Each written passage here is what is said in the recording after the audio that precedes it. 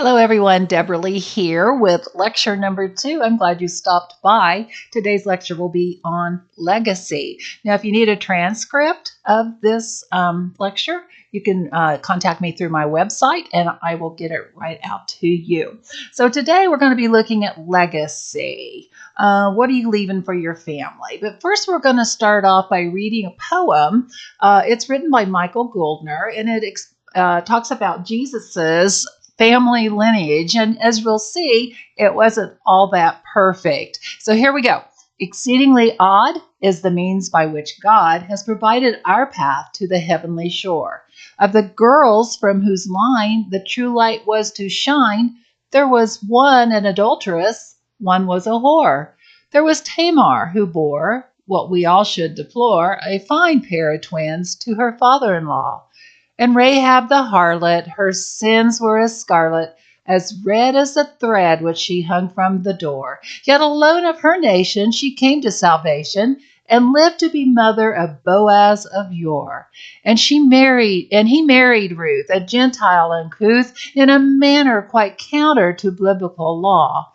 And of her there did spring blessed David the king, who walked on this palace one evening, and saw the wife of Uriah, from whom he did sire a baby that died, and Prince Ashur. And a mother unmarried, it was two that carried God's son, and him laid in a cradle of straw, that the morrow might wait at the heavenly gate, while the sinners and publicans go in before, who have not earned their place, but have received it by grace, and have found them a righteousness not of the law. So as you can see, Jesus had quite a sordid background. And, we all want to leave behind a great legacy, to be remembered by those we have loved while we were here on this earth. And it's usually the most important thing people desire, is to leave behind a great legacy. So let's explore the importance of ancestries recorded in the Bible and tap into those family indiscretions. Then we'll look at what your family is inheriting and some steps that can be taken now to make changes if you need. So let's look at the importance of the ancestry recorded in the Bible. The Bible contains multiple genealogical lists that are recorded in the Old Testament and the New Testament. Many of us skim through these sections or skim them all together or skip them altogether, finding them largely irrelevant and perhaps even boring. However, they are part of Scripture and bear some significance. Here are 5 things that we can learn from these lists. Number 1 is the genealogies help to substantiate the Bible's historical accuracy. Number 2, genealogies confirm prophecy. Number 3, the list demonstrates the detail-oriented nature of God and his interest in individuals. We can learn from the various people listed in the genealogies, as some of the lists contain narrative portions that gives us glimpses into the lives of the people on the list.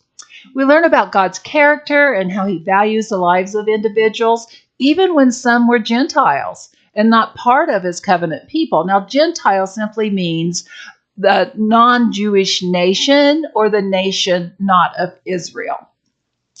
So let's look at some past family indiscretions. And we don't want to let past family indiscretions define you. Everyone has a childhood past, and not everyone has a good one.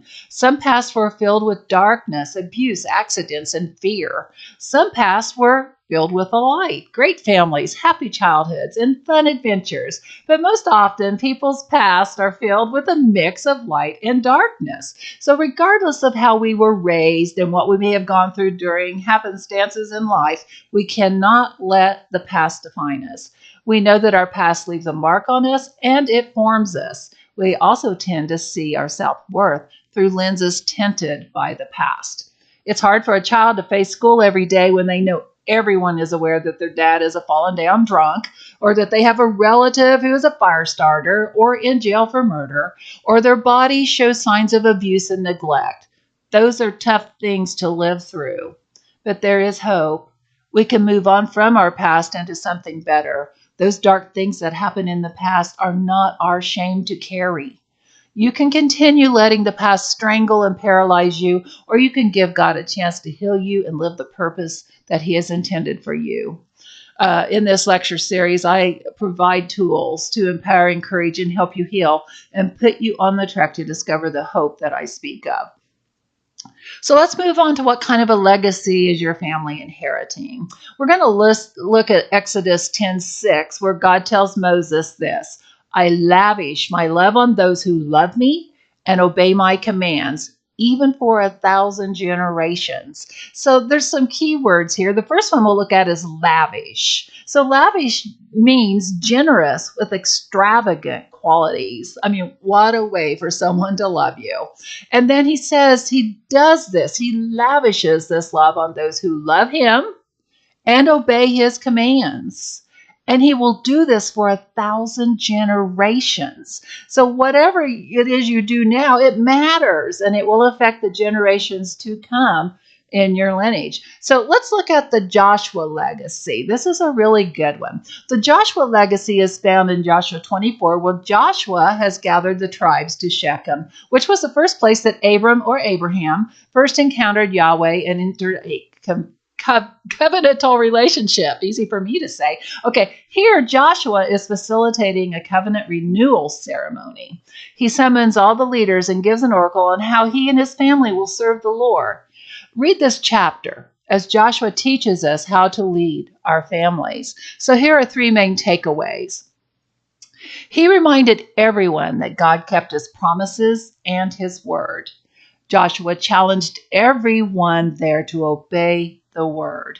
And then he shares a warning that good things will be fulfilled for being faithful and bad things will be fulfilled for not remaining faithful.